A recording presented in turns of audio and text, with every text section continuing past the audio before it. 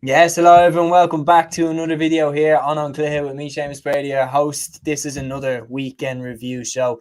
I'm joined once again by Ger Gregan. Ger, very decisive weekend in the Allianz Leagues. We were talking off air there. Defeats for the likes of Monaghan, Roscommon, Tyrone. They could prove very costly when the league is wrapped up. And then for your own County Clare, big victories there, both the GA and the LGFA. So you must be a happy man. I am, only for the fact we can't reverse that square ball decision from the second round, which could prove very decisive in a few weeks' time. But no, in fairness, I think it's been great. Probably talk more about Clare, but considering the change of management, turnover, and players, if you'd offered me the position we're now in at the start of the year, would have absolutely taken it. Mm-hmm. Yeah, I do agree. And look, Mark Fitzgerald deserves a huge amount of credit for how he's handled the transfer. He enjoyed this weekend. Yeah, no, he did well. Like, he's done well. Emma McMahon, Aaron Griffin, they've really stepped up. But that's not where we're going to start. We're going to start with Division 1's round 5. And we're going to start with the game that everybody had their eye on. And that was, of course, the Derry versus Dublin game. Everybody was looking out for this one to see, could Derry be beaten? And the answer was yes. Dublin went away to a ground that they lost at last year, and they won by 5 points, 116 to 111. I think watching this game live, Cormac Costello's goal for me was the crucial score, because that put Dublin in the clear away from Derry, and the rest of that game kind of felt like it was a guarantee that Dublin were going to win, even though Shane McGuigan hit some outstanding points. But a very impressive win for Dublin nonetheless. Yeah, it's actually funny you should say that the goal was the crucial score, because I remember when I was watching the match with my housemate, with about 5 minutes left to go, Marcy said on the commentary, Derry were 2 points behind at half time. What went wrong for them? And out loud I said, they conceded a goal, Marty. That was the difference between 2 and 5. But but it wasn't. Marty was asking the question, live apologies, if it was rocket science, how they were 2 down at half time, that's only went to 5, as if, 2 plus 3. But anyway, the main thing for me was it was an impressive performance from Dublin. Like Derry decided to keep a lot in reserve. Maybe they've their eye for things further down the line. So I do feel it would have been a good bit closer. For example, Conor Glass, that's just one player where things would have been closer. So I don't think Derry will be too downhearted. They remain competitive for most of the game. Con O'Callaghan, who had been building up steam and 2 man of the match performances in a row, he was kept quieter than the past 2 weeks, so they'll take some kudos for that. So overall, I think Derry disappointed but not downbeat. Yeah, no, I do agree with you. And look, the whole thing about Conor Glass being gone, look, 2 can play at that game. Conor Glass is missing, Garrett McKinless is missing. Okay, Stephen Cluxton is missing, Paul Mannion didn't play, James McCarthy didn't play, Jack McCaffrey didn't play, Mick Fitzsimons didn't play. We can both do that. So I think it's kind of nonsense to be like, oh, well. I'm not saying it's as simple that, you put Conor Glass there. Dublin are down a few players as well. I'm just saying that, okay, the players Dublin didn't play haven't played yet for the most part, whereas Derry chose not to play players who are available to them, was the one difference. Are we definitely sure Clucko's coming back this summer? Because, okay, not definitely 100%. is. Okay, just not 100%. I think. Okay, right. I just never know with him, so I'll take your word for it. Yeah, I think he doesn't know with him. He makes up his own mind with these decisions. Look, it was a good performance by Dublin. It was a game that was always going to be tricky, especially given the fact that we went there last year and we lost there last year. I remember Brendan Rodgers as winner. The Cormac Costello goal, that was the key score. That was the one where after that hit the back of the net, you did feel more confident as a Dublin fan watching that yes, we were going to push on and we were going to win this game. Yes, as I said, Derry were missing Glass, Derry were missing McKinless, but Dublin were missing Mannion, Cluxton, McCarthy, McCaffrey, Colin Baskell as well, Mick Fitzsimons. So this game between the two of them will be very, very interesting come championship one way or another if the two of them meet up against each other. For Derry now, the rest of the league or a campaign, league their eyes eventually. on the final. Do you think this will be the league final pairing?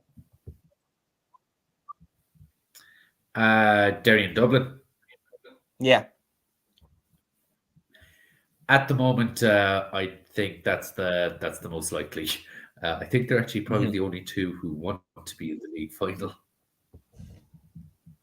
Yeah, I mean, there's an argument there, but I think there's a lot of teams that have come out and said that they want to be in the league final, like McStay, Pádraig Joyce. They've all come out and said that they want to do well in the league. Jack O'Connor was, very upset after the Dublin game. So Yeah, is it one of those things that Jack would want to be? Take that back. Jack would want Kerry to win the league final. Mm-hmm. Yeah, and like 100%, I do think those teams will be the two that will be in the league final. If I had to put money on it, I think those are the two. I think Derry are trying to make a statement under Mickey Hart. I think Mickey Hart's trying to make a statement as well at certain people after he was unceremoniously left Louth and Tyrone as well back to back. For Dublin, it's a good win. It's a good job done. I think, to briefly recap it, the Costello goal was the key score, but Dublin throughout did well on Derry's kickouts. Brian Fenton was just absolutely extraordinary. And it's like Brian Fenton is so consistently good that Brian Fenton is almost at the same time overhyped and underhyped. Like that anything he does gets poetically waxed about, but then at the same time, he is unbelievable. And like some of the scores he was kicking there against Derry were out of this world. Absolutely. And I don't think he hasn't ever gotten a player of the year yet, has he? Oh, he has. Oh, Brian Fenton has. What year was he player of the year? 2018 and 2020. So, yeah, okay, 2020 kind of goes over my head sometimes because that was the COVID year and you don't have the in-person All-Stars. Okay, yeah, but he is the main cog, I feel, in Dublin. Now, midfielders tend to be because they are that bridge between defence and attack. But when Brian Fenton's playing well, I will put one thing to you. And, this format, complicated as it is, still relatively new and it's all about timing. So this time last year, Dublin almost lost to Clare. They did lose to Derry. They almost lost to Kildare in the Leinster semi-final. And then they picked up, they even drew Roscommon in the first round of the round robin. It was only later on that they started to show their full value. This time last year also, Mayo looked unbelievable. Is there anything to be said that would it almost be better if Dublin played at this stage a bit more as they were playing this stage last year? I don't know, sometimes it feels like a lose-lose situation. If you're playing too well, you're peaking too early. If you're not playing well, you're not playing well. But just overall, could it be a worry that maybe they need to keep a bit more in the tank? No, I definitely am someone that worries about that. Like, personally, I think it's a lot of rubbish people all of a sudden talking just because Dublin peaked and won the All-Ireland, that all of a sudden everyone's talking like it's this masterclass of timing from Dublin. If they were to lose that final against Kerry, you would hear nothing about this Dublin timed it to perfection. Like, it's not a skill that you can do to all of a sudden say, okay, now we're going to start winning games. Like, it's not something that you can master. Dublin did put everybody out and they did hit form at the right time, but it's not something that they can just go, okay, click our fingers, now we're going to win. That doesn't happen like that. I think it's more likely that it happens the other way, that teams run out of gas. So if you look, for example, at a Roscommon, if you look, for example, at a Derry, they do tend to fall over when it gets later on. Yep. I was just wondering, because again, it's still relatively new. There's so many games, such a short period of time that I suppose we'll almost need this year to see what way things tend to work out for different teams. You just kind of get the feeling that Mayo are going a bit slower at this time of year, probably out of fear of what happened last year. So, yeah, it's just kind of my thinking now. And who knows, maybe this year Dublin are just going to dominate for everything bar the first game. Who knows? Yeah, by the first two. I mean, the Monaghan one definitely wasn't. But since that opening win for Monaghan, Dublin have gone up, Monaghan have gone down. and we're going to talk about this. This result has potential disastrous ramifications for Monaghan. They lost to Galway 3-12 to 14 points. The goals coming from John Marr, he got the crucial one. And then on top of that, it was a debutant, a full league debutant who really made his mark on this game. And his name, of course, is Cunningham, Rory Cunningham. He made a massive impact on this game. 1-3 from him in his first league start. Galway get the victory. Monaghan looking now, as you said off air, like their luck has run out. Well, for me, what I just could not get over, this is a relatively comfortable victory. From what I would say, when you look at the Galway panel as a whole, it's fairly close to their second string team, would you say? I mean, no Comer. A lot of players are missing. A lot of players are missing. Like, I was looking at that team. I was actually expecting Monaghan to win purely based on that they were going to be Monaghan have been masters that when their backs are against the wall and if there's a gap there, they'll take it and just get enough to stay up. But this is their fourth defeat in a row, and the defeats have been fairly comprehensive. And I mean, I know they make fools of us when we doubt them, when we say they're definitely heading down. But this time, I just don't think they've enough to stay up. Yeah, no, I do agree. Look, I think there's only a certain amount of times as well that you can go to the well. And the reality is they've gone to the well an awful lot over the last few years. And a cat does have 9 lives, but if you use up those 9 lives, you're gone. And Monaghan have used up plenty of lives in terms of staying up. Year after year after year, they've survived on the final day. And I just think, particularly, as you said, it's not the defeats, it's the way they lost. They got beaten out the gate by Roscommon. And Galway put them away fairly easily when Monaghan had home advantage in Clonus. And now you've got Mayo left. And I think you've got Mayo. Tyrone and Mayo last 2 games.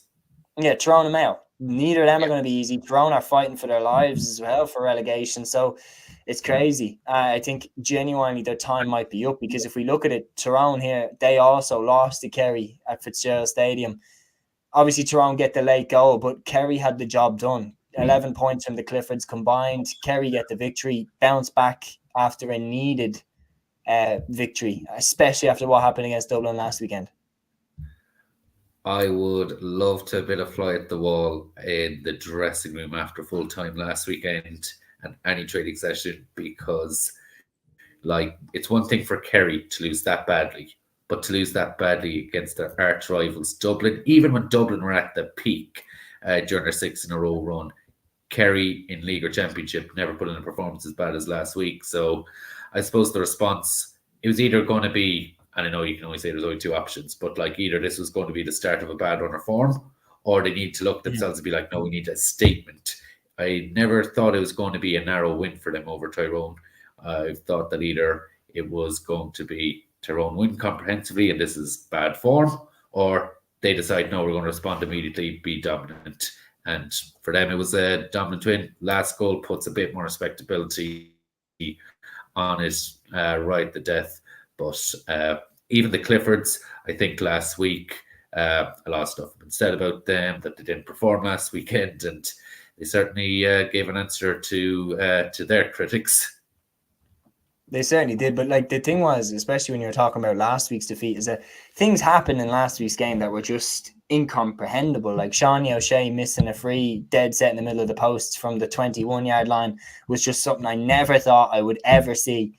It was clearly they were rattled last week, but they needed to bounce back this week, and they did. Tyrone, on the other hand, bit of a weird league from them. I have to say, beating Roscommon, beating Mayo, but then losing to Galway at home was a bad defeat.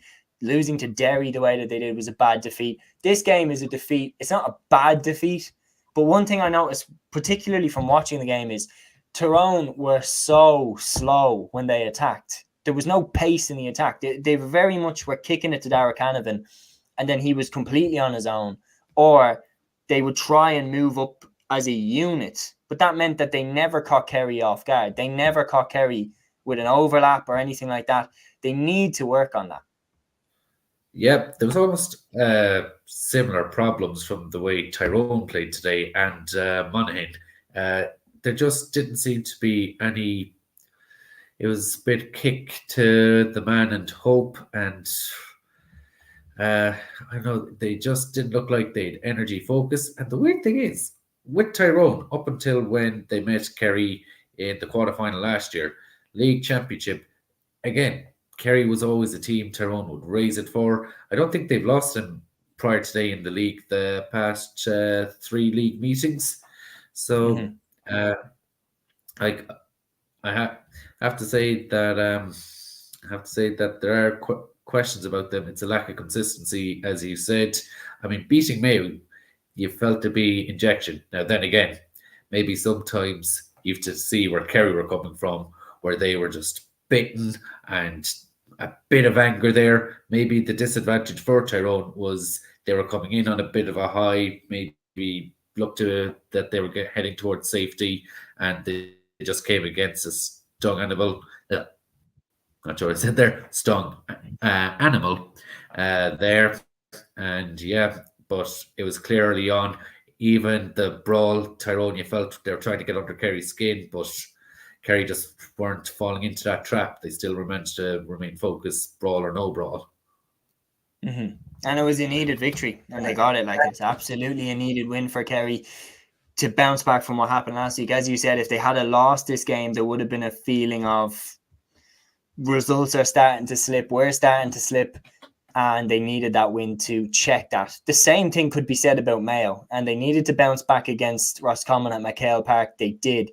They beat them 15 points to 9. This was a Roscommon side fresh off the back of mauling Monaghan in the round previous. So it's a massive, massive victory for Mayo to get this. It eases the relegation concerns because, like, that type of victory, I'm not saying Mayo were looking down the barrel of relegation. They weren't. But if they lose this, they would have been in the pack. But they were very in between. They were very in between, yeah. So the fact that they've won this turns them the way of the top two. Yeah. The first half, I actually thought was quite enjoyable. There was a lot of forward play, bit of risk play, and then in the second half, when Roscommon had only been a point down at half time. Now, that being said, okay, Mayo were very dominant in the first quarter. So maybe the second quarter, when Roscommon got a bit of a catch-up, probably was giving Roscommon too much credit for the story of the first half, but still, only a point down when, in that second quarter, they threw caution to the wind, were brave, ran at pace, and then just in the whole of the second half, they just stood off Mayo, allowed Mayo a load of space, allowed Mayo to come forward. And look, it was a comfortable win for Mayo, but when the coaches sit down, you still kind of see a bit of the same old failings. There's no goal from Mayo. All these things that people say about them that kind of puts them outside of why they never get across the line in All-Ireland finals. There was even a 10-minute period a 10-minute period in between kind of the two quarters of the second half where I don't think any team scored. So while it's a comprehensive victory for Mayo, I will say the second half, it wouldn't really be an amazing performance from either team. Yeah, and it was never going to be a pretty football game. It was never going to, like the Connacht games between Galway, Roscommon, Mayo, they're always arm wrestles, they're always battles. The weather over there in the west in those stadiums never seems to be good for those games.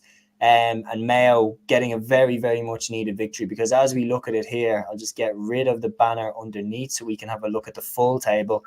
As we take a look at the Division 1 table here, we can see Derry are still, no, that's Division 4. As you look here, Derry are still top.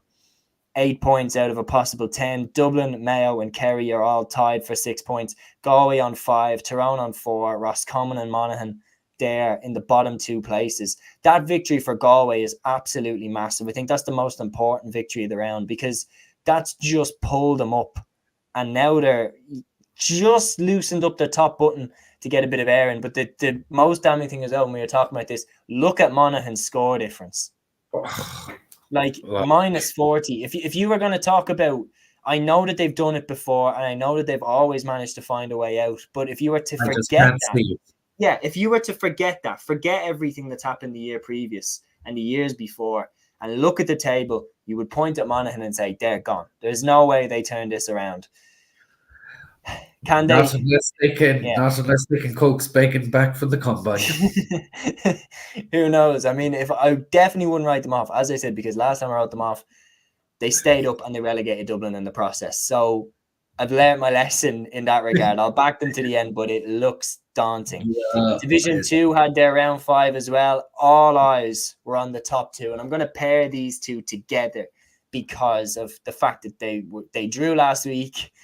They've been compared the entire way through. They both won. Armagh beat Fermanagh 15-11 in Brewster Park, and Donegal beat Louth 117 to 15 points in Ballyshannon. So 2 victories, 2 expected victories, both sides back on winning track. What do you make of these 2 results?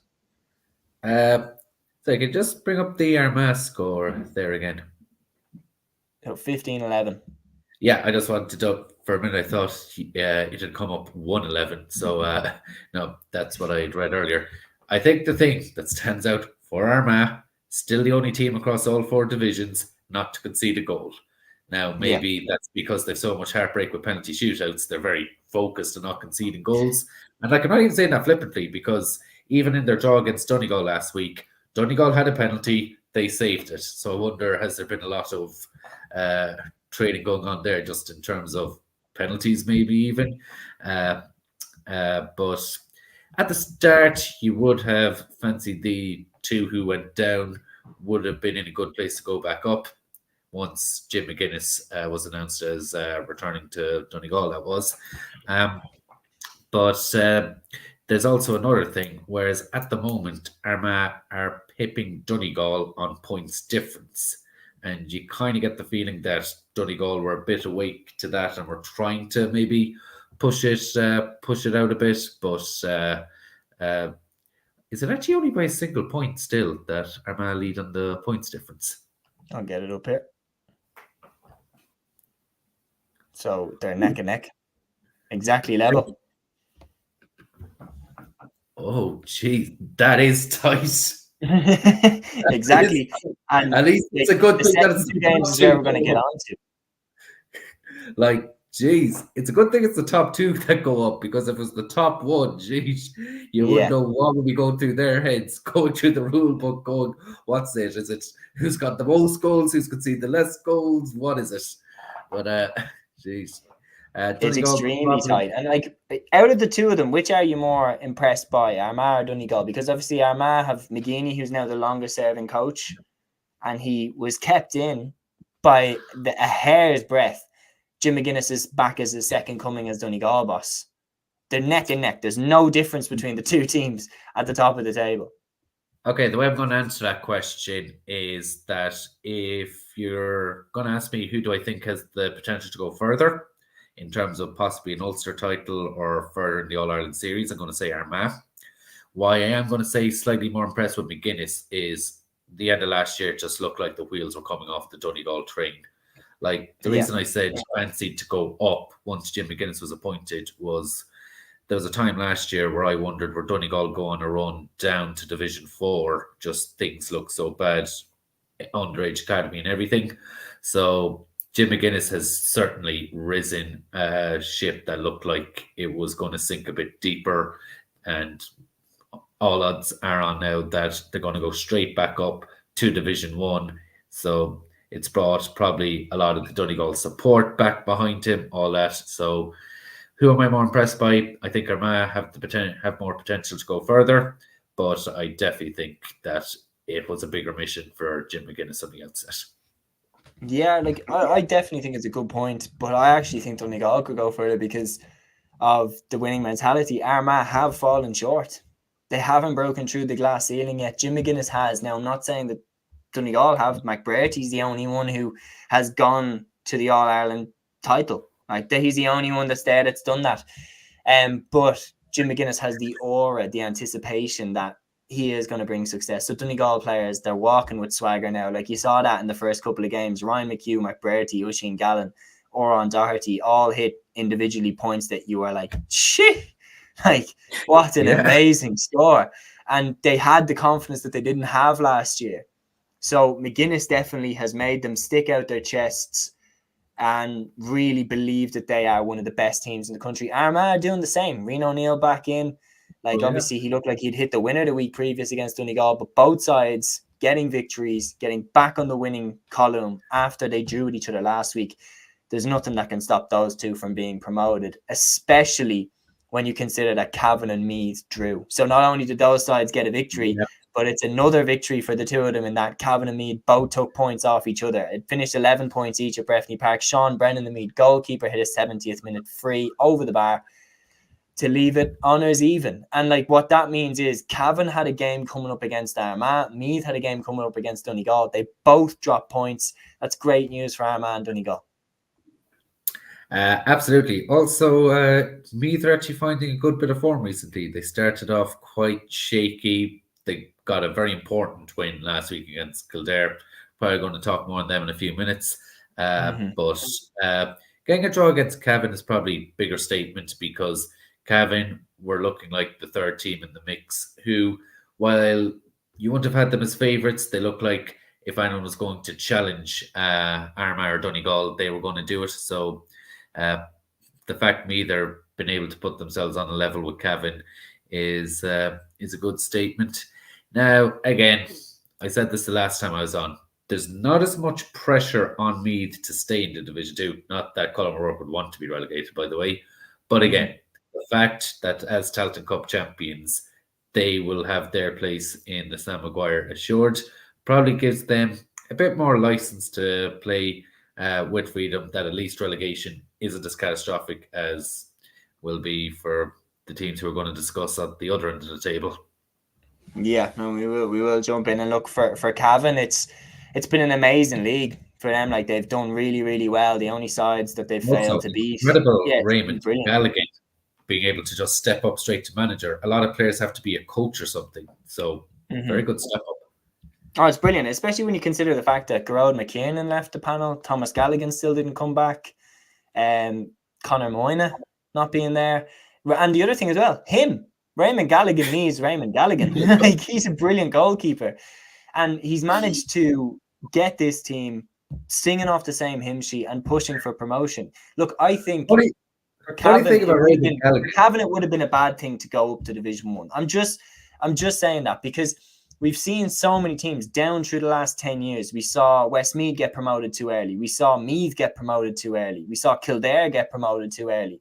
That they go up, they go straight back down, and their confidence just gets shot to bits by the relegation, and they can't rebuild in the same way. You have to go up like Derry did. Derry missed out in their first year in Division 2. They missed the boat up to Division 1, so that when the second year came around in Division 2, they dominated, and you knew that they were ready to go to Division 1. Armagh and Donegal are very much the same, that you know they are ready to go to Division 1, and when they go up, they're going to be very hard to shift straight back down to Division 2.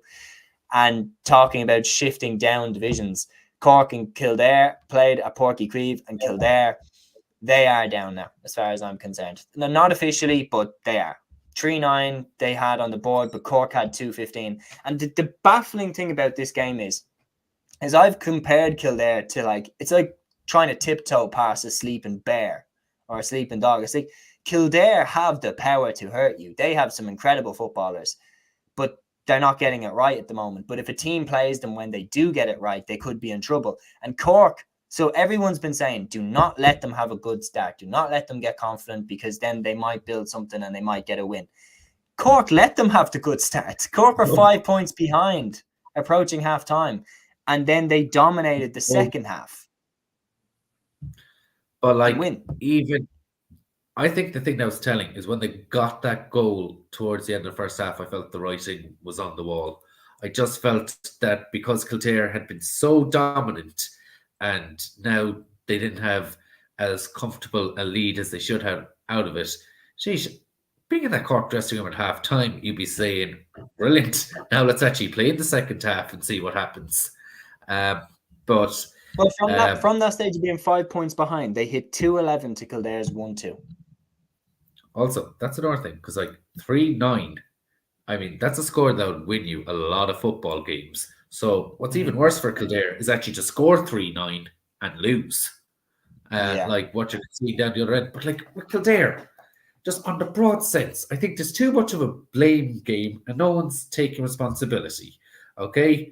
The players aren't taking responsibility for their performance on the pitch. Now, if you're to put blame primarily, you kind of have to put it on the players because they're the ones who have to do the scoring, the defending. You can have whatever management team, but you have to do it. You see the management team arguing with the media. They're not taking responsibility. You hear leaks from their county board and things said about their county board. They're all pulling in different directions. The atmosphere just must be toxic. Yeah. It's just like, you guys need to start pulling together, because at the minute, while everyone's kind of been looking for Kildare to be, if there's ever going to be a second team in Leinster, hopefully I live to see it. If there's ever to be a second team in Leinster, I mean, we look more likely to be that second team at the minute than Kildare. Just you can't explain it. With the players they have, we've seen them perform in other games and do absolute damage, whereas this year it's not there. There's no fire. The management just seem lost, and again, it just seems. Do you think Glenmon will be here at the end of the year? You see, the tricky thing about that is the turnaround time from league to championship is actually so short. That's always hard to. It's always hard to drop him. The end of the year, do I think he'll make it to championship, or do I think this is his last year? Both. He might actually, I may have egg on my face. He may be stubborn about it, but if they get relegated, I think he'll step down. I think they're going to get relegated. So I think he'll step down. They're gone. Let's take a look at the table. But when it's official, that they're getting relegated, then let's have a look at the table. Like Donegal, as you see there, top level with Armagh, couldn't separate them at all. Cavan still could go level on points with Armagh if they beat them, but they won't. They won't beat them for score. Well, it'd be a three-way score. Leeds somehow still have a -7 score difference, even though they have 3 wins from 5 games, which is hilarious. Cork now on 4 points. They have kind of rescued themselves a little bit, or started to, with those 2 last wins. Fermanagh on 3, Louth on 2, hovering perilously close to the drop. Kildare, as far as I'm concerned, are gone. Sorry, here's a thought look at that table. So Armagh, Donegal look even. So say it's a similar story, that they're even level on their points difference heading into a Division 2 league final. That ends level, extra time, penalties again for Armagh. It's coming as well. They would definitely do it. If one team's going to get a penalty shootout, it's going to be Armagh. Unbelievable. The fact is that if they'd won those penalty shootouts, they would have won the Ulster Championship and made it to back-to-back All-Ireland semi-finals. Unbelievable. Anyway. Just imagine another big game, and it's silverware in Croke Park. Yeah, penalties. That'd be 2 consecutive visits to Croke Park that would have ended on penalties. Yeah, unbelievable. I mean, and then to lose in such heartbreaking fashion as well, where it goes past the first 5. Yeah. Just unbelievable. Anyway, we'll move on to Division 3's round 5, and I'll give you the 4 results here and ask for your opinion on the whole thing. Give you the table and everything. Down 2-17, Sligo 1-8, and then Westmeath 13 points, Antrim 9. So they continue their 100% winning records. Same thing I'll go to with the Armagh Donegal. Westmeath and Down are the teams that everybody's keeping an eye on. They made it 100% win record intact again. I know we're coming to Clare, but the 2 teams there, 100% records stay intact. I won't mention this again, but technically Westmeath should have 1 loss on the table. But anyway, I'll move on from that. Both are doing what they need to do. They're staying up there. Now they have to play each other in the next round. So just I'd imagine if Down beat Westmeath in that's no, sorry, the opposite way. If Westmeath beat Down, that'd be promotion secure for them. Whereas if Down were to lose, then they do have to beat Clare to still secure promotion. So the next game for them. You're up for Westmeath in the next round. Yes, despite the fact I'm sore about the square ball, it actually gives us a better chance of promotion if Westmeath win. And even better, I would absolutely love if we can get that lucky, and that's a big if, I know. I'd love if we could go to Croke Park, play in a Division 3 League final just to get our revenge for that square ball call. Okay? I mean, that is pretty fair. I mean, square balls have seen their days in Croke Park as well, though, so it definitely could happen again. Just ask Benny Kilter. But Limerick, 14 points, Clare 116. So you are leading the chasing pack. You get this victory over Limerick away in Rathkeale. A big win for the banner. And for Limerick, on the other hand, all the good work under Billy Lee has seemed to completely waste away in the last. They're absolutely falling like a stone back to Division 4 where it all began. In the other game, Offaly were under huge pressure to get a win. They did it, and they did it in style. Like a massive 20-point victory for Offaly over Wicklow at O'Connor Park. Oisin McConville's second year in charge doesn't seem to be going well at all. Limerick and Wicklow hurtling towards relegation.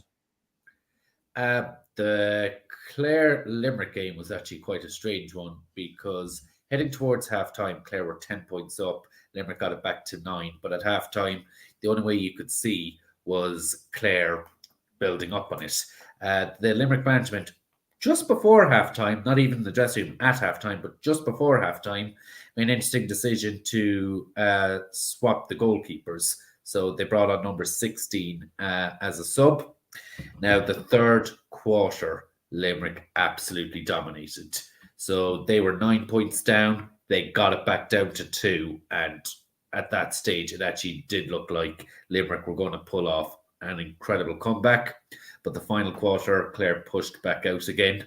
So the 5 points is actually an odd reflection of a game where it's always like the averages of it. But all in all, it was a very dominant third quarter from Limerick.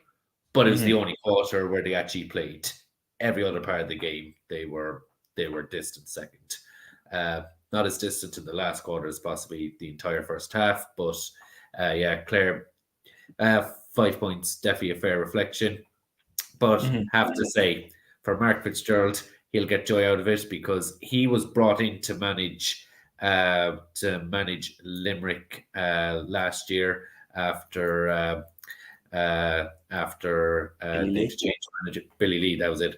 After they to change managers mid-season, and sorry, it was Ray Dempsey. I think he replaced actually. Ray Dempsey, yeah. So after the season, which they're fairly competitive with Tailteann Cup, he wasn't actually kept on.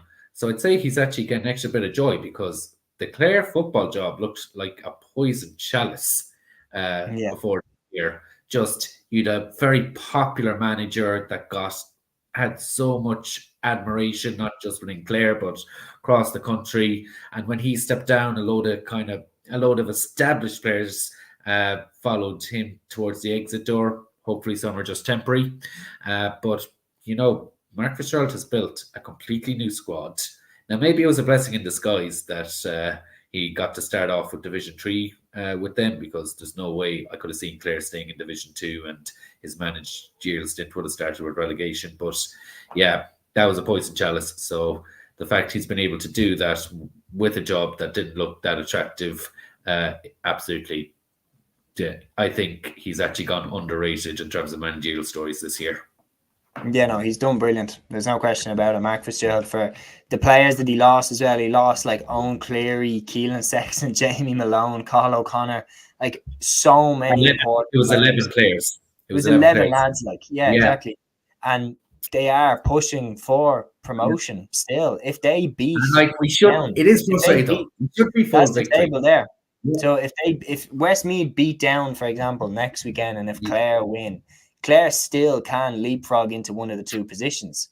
Wicklow and Limerick, as far as I'm concerned, they're gone. Offaly will probably pick up another win. Actually, here's something interesting. Offaly have won one game and they've a points difference of +10.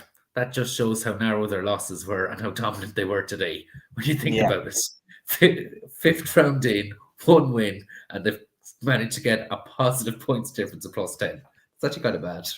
Oh no, they were absolutely, head and shoulders above Wicklow in today's game, who look like they're heading towards Division 4, and Division 4 actually had very good. around 5. Their promotion was a fluke. It was just weird how everything worked out that they eventually went up in the first place. So I don't think you can't knock them. They did nip in there, and the reality is other teams made mistakes.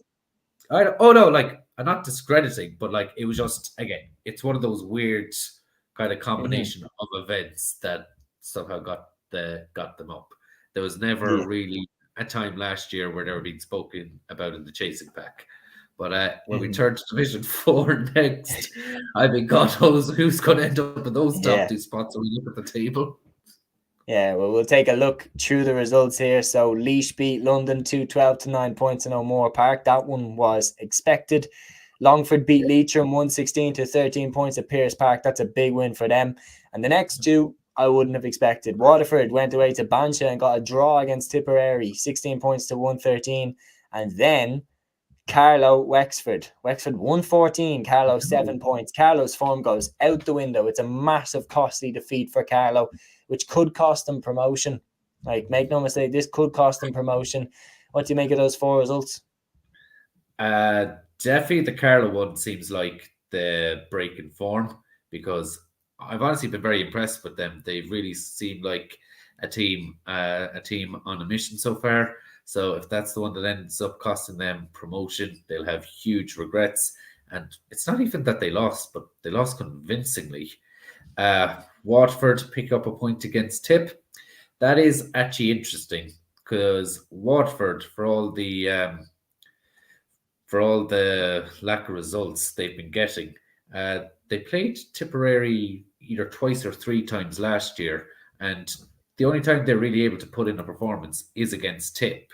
And I just kind of find it interesting, because you'll see Tip beat teams who hammer Watford, whereas when those two meet in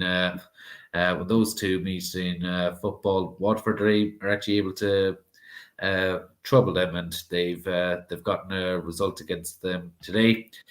It puts them on 1 point.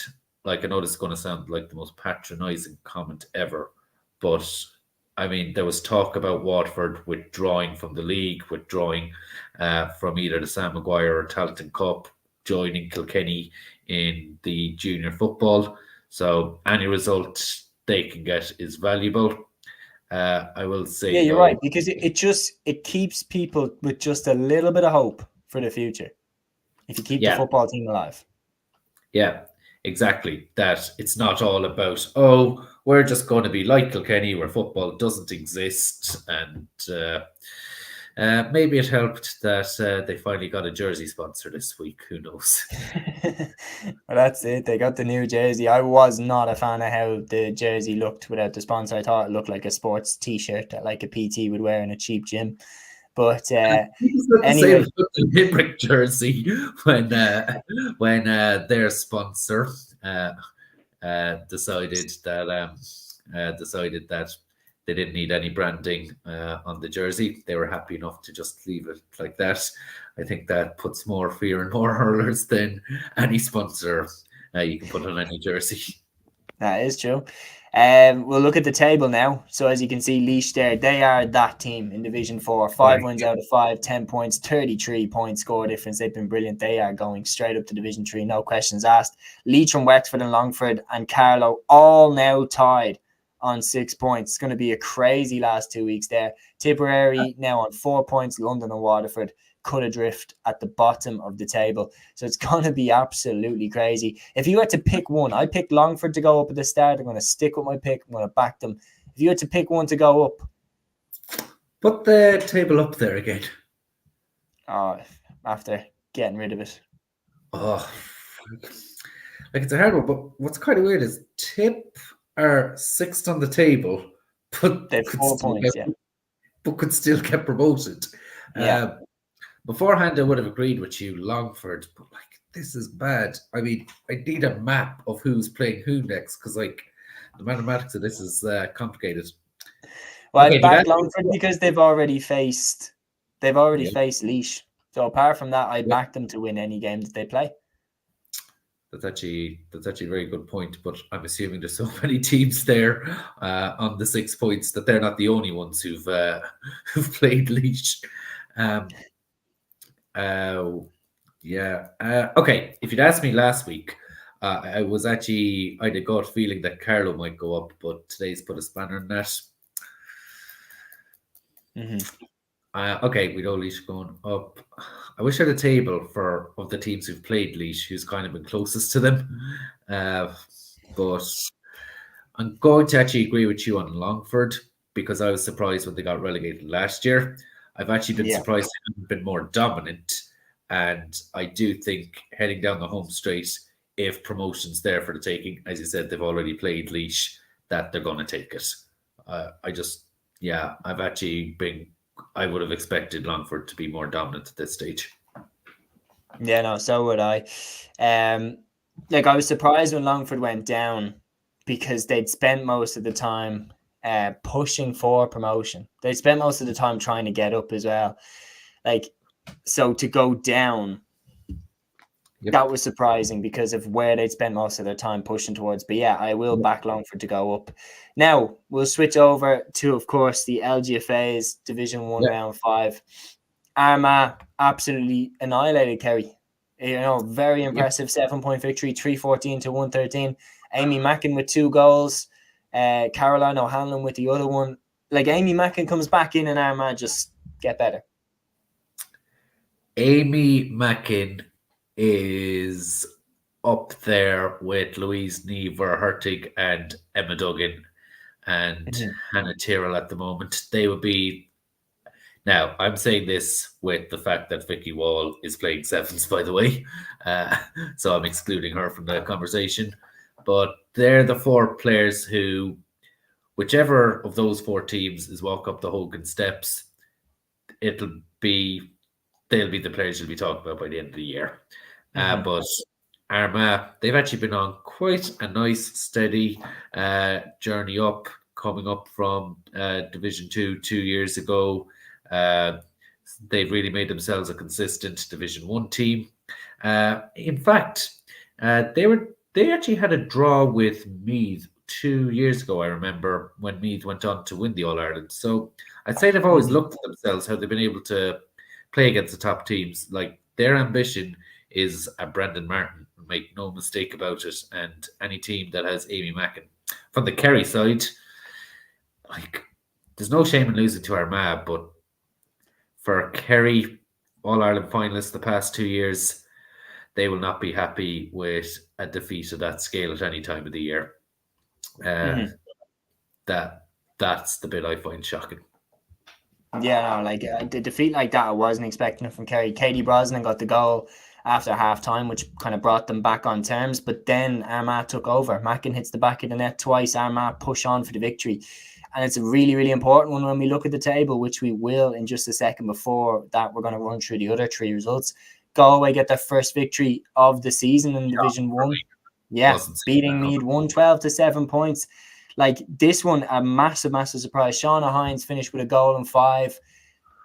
Like, where did this come from? Like, Galway should have beaten Dublin and Parnell Park the week previous. So I'm not stunned that Galway won, but I'm stunned by the gap between the 2 teams.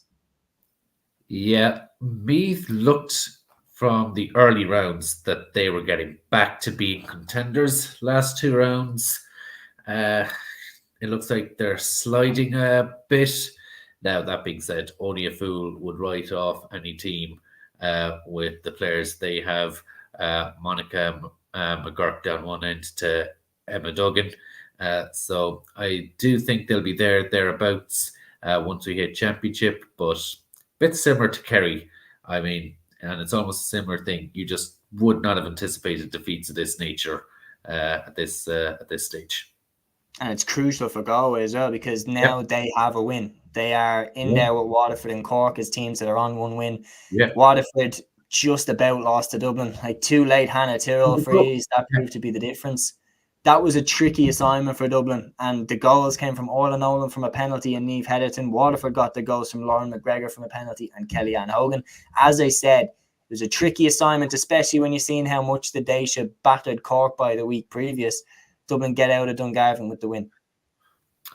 Waterford are just so close, but not getting there. Mm-hmm. And like they're competitive with the best, but they're not beating them. And like it must be frustrating for them.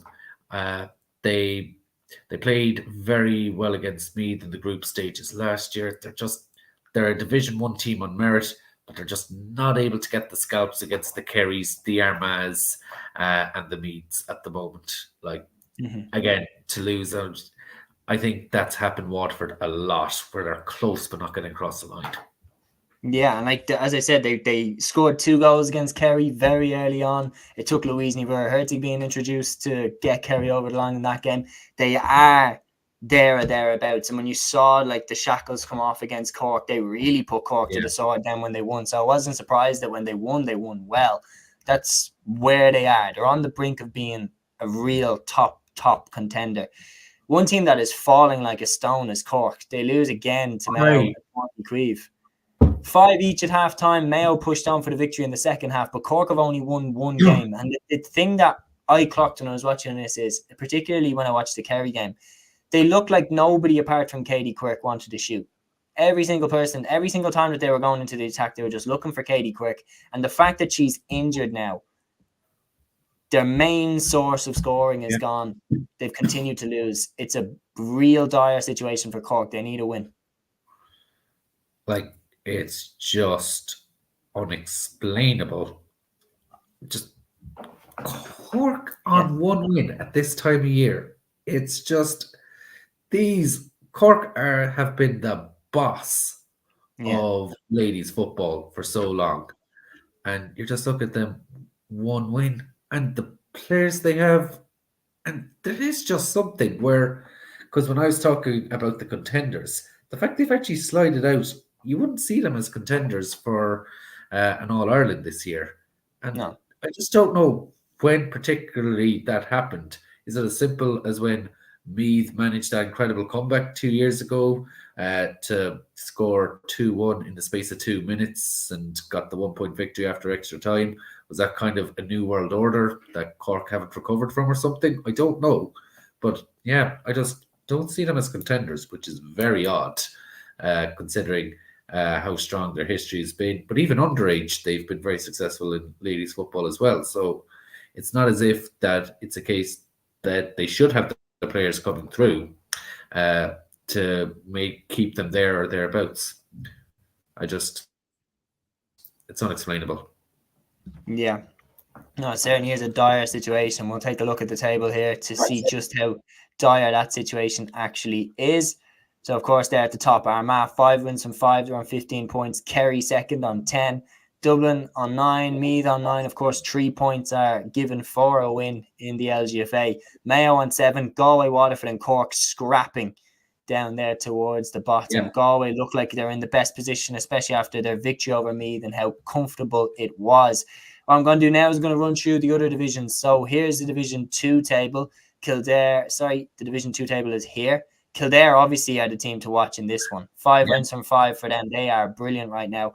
Tyrone are having a great year. Players like Mairead Canavan and everything are absolutely flying it. Donegal look could adrift. Tipperary, Westmeath, Cavan Monaghan and Laois having an awful time down there at the bottom of the table. So the results, Kildare beat Laois 3-12-7. Donegal lost to Tyrone 3-11-112 in Ballybofey. That's hence why Tyrone have shot up above Donegal into second place. Westmeath beat Tipperary 1-7-1-6 at Cusack Park in Mullingar. Monaghan beat Cavan 2-8-2-4 in Clones. Just one thing. If Kildare supporters want a bit of solace, their women are flying it. Yeah. And they would actually remind you of the journey Meath went on under Eamon Murray. They've come up from Division 3. They're in Division 2. And you'd almost think they were a Division 1 team who came down rather than a Division 3 team who went up. They won the intermediate last year and Division 3, both narrow victories against my home county. I'll just put on the record. But seriously though, they are on a mission. They are on a mission. And yeah, I would have Kildare ranked above Cork in list of contenders. They're ones to watch. They're on good fun. Oh no! If not this year, I think we'll be keeping our eye on them in definitely the years ahead. They're on the best. I do agree. Running through then Division 3's round 5 and Division 4's round 7. Division 3 here, Roscommon 5. They're up at the top there, 13 points, drawed with Clare, down on 9 points, Offaly on 7, Wexford on 7 as well, Louth on 4, Antrim on 3, and Sligo on 1 point. And then, of course, in Division 4, they're round 7. It's confirmed that Fermanagh will play Leitrim in the Division 4 final. But wait till you take a look at these results. So Roscommon beat Wexford 110 to 8 points. Down beat Offaly 13 points to 4 in Eden Derry. Antrim beat Sligo 215 to 3-6. And then I have it here. Clare beat Louth. Is that correct? Or Louth beat Clare? Sorry? Clare beat Louth. I think I've got the score wrong. Yeah. Clare did win that. It was a late goal from Fidelma Marnin that assured the victory there. Good stuff. And then in Division 4, Derry and Fermanagh won 114 to 2-7. Wicklow beat Kilkenny 315 to 2-2. Limerick beat Carlow 111 to 1-9, and Fiohanna Castlemahan. And I've saved the best result for last. Longford 214, Leitrim 7 goals and 20 points. An absolute annihilation. Leitrim have scored an outrageous amount of goals. Like if you look at their score difference there, plus 84. Kilkenny down the bottom, minus 140. Yeah, so there's a major gap in that division, and Fermanagh and Leitrim have proved themselves miles better than anybody else in that division. So before we wrap this up, we will move on and do Camogui's Division 1B round 2. So Division 1A obviously had their round 2. Last weekend, we're going to do Division 1B's round 2. And just to give you a little heads up, here's the table. Wexford on top with Limerick, both on 4 points. Dublin and Antrim, both on 2. Down and Kerry, both at the bottom with 0 points. Although you'll notice Antrim's score difference is worse than the 2 at the bottom. And there's a very good reason as to why that is. We're going to run through it now. Obviously, Dublin 214, Kerry 8 points at Austin Stack Park. Limerick 319, down 6 points in Rathkeale. Wexford 1220, Antrim 4 points. I mean, where do you start that? How can you lose by that much? By the way, I've been to Wexford Park, and as far as I remember, the way their scoreboard is, it's kind of on the mold style. I'm not sure there's actually space for them to put goals in double digits, by the way. I'm just gonna say, so that may have proved a bit awkward to try and put up 10, 11, and then 12 goals on that scoreboard. I don't think I've ever heard of a scoreline like that. Like I've heard mad things where it's like 12 goals, but then I don't know, the other team may have gotten 5 or something. Yeah. Like at some stage, would you not even just take about 3 of your players off? Just decide, you know what? Let's just play. No, and for Antrim made the All Ireland quarter final last year. They've been pushing up the ranks. It's shocking how they lost. But there's been managerial turmoil in the background. Like the manager who brought them to the quarter final was for some reason let go, despite the fact she had the players' support. They brought in joint managers who resigned after the first round. So, like, whatever's going up in Antrim, like, it's not good. It's not. Does it have the likes of Roisin? It's not good, but, like, it's just all over the place. It's erratic. I think that's the word I was looking for. It's just completely erratic. And a defeat like that is horrific. A defeat like that is absolute. That would be traumatizing. Therapy after that. Like, how do you pick a team up after that? What do you even say? They need therapy after that. 12-20 you conceded in one game. Absolutely extraordinarily bad defeat for a team that has, like, Lochiel Shamrocks, for example, consistently do brilliantly in the Camogie Club Championships. Roisin McCormack is one of the best in the business. Yep. It's something that they made the quarterfinals. There's progress being made. Yes, they didn't do great against Tipperary on the day, but they started okay. It's something that they were building towards. It's a disastrous day. But anyway, before we wrap up, Ger, your moment of the weekend and your player of the weekend. Okay. Moment of the weekend. I'm actually going to give it, because I actually found it strange, not so much incredible skill, but the Galway third goal I actually thought was just, and I don't mean unbelievable in skillful, I just didn't believe it when I saw it. So that's the one I'm sort of questioning. Player of the weekend, I'm probably going to go for the easy option and say Brian Fenton. Even did he get man of the match last night officially? No, Kieran Kilkenny. To be fair, I won't argue too much, but I would have given it to Brian Fenton. He definitely would have been my player. I think the pressure, even though Dublin had the incredible win last week, I suppose there was more pressure to back it up. A lot of people fancied Derry last night. Mm-hmm. My moment of the weekend, I'm going to give it moment of the weekend. Very, very, very difficult. Moment of the weekend, I'm actually going to give it. I know who player of the weekend is, and I haven't thought about the moment yet. Player of the weekend, I'm going with Rory Cunningham. Obviously, first full league start for Galway, hits 1-3, leads the way to a crucial victory for Galway. And then moment of the weekend. This is a difficult one. Moment of the weekend, I will give it to, the scoreboard in the Camogie. God bless the poor scorekeeper, having to put up 12 goals on the scoreboard. Nah, but you know, to just put up a goal for Antrim. See if anyone, like, who was still in the stadium by the end of it, part of the players, by the way. Yeah, unbelievable.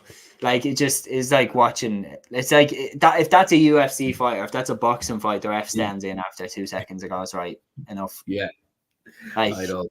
Merciless, ruthless beatdown for Wexford, who are a bit on the come up now. Like, as I said, if you look at the table, like, they're up there now. They look like they're going up to 1A along with Limerick. Dublin did get the victory, but they look a little bit off those teams as well. Wexford beat them after all. So, yeah, very, very interesting one. Anyway, we've gone through it all. Ger, thank you very much for joining us on another episode of On Cluiche. And to anyone that joined us throughout this live stream, thank you so much. Put your comments down below. We'll answer them all. Until the next episode, guys, here on Cluiche. Torara.